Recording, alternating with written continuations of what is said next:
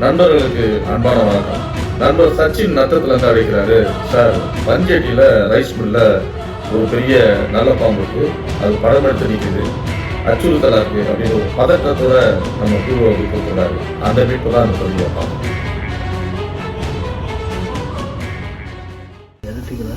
ஆண் பாம்பு கிட்ட நிக்கிறாரு போடாதா பழகிட்டாங்க தெரியும்.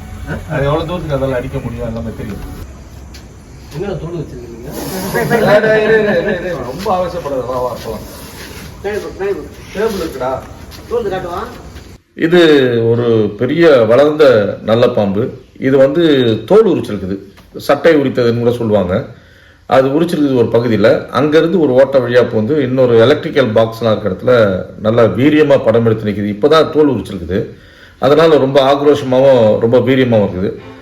கிட்டத்தட்ட ஒரு 5.5 அடி இருக்கும். என் நீளத்தை விட உயரமான ஒரு பாம்பு, நல்ல கனமான பாம்பு, ரொம்ப ஆக்ரோஷமாக இருக்கிறாரு.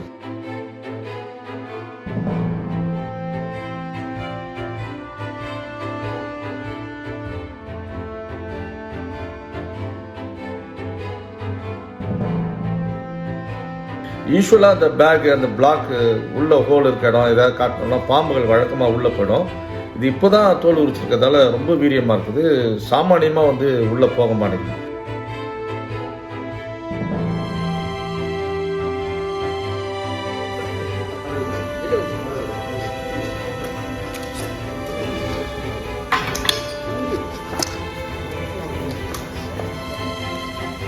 கொஞ்சம் ஸ்ட்ரகிள் பண்ணி நம்மளை சிரமப்படுத்தி அப்புறம் தான் அவர் உள்ளே போகிறாரு.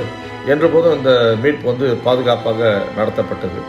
நல்ல பாம்புகள் உங்களுக்கு தெரியும், நியூரோடாக்சிக் என்ற ஒரு கொடிய விஷத்தை கொண்ட பாம்பு. 4 பெரிய பாம்புகளில், விஷம் கொண்ட பாம்புகளில் தமிழ்நாட்டில் இதுவும் ஒரு முக்கியமான பாம்பு.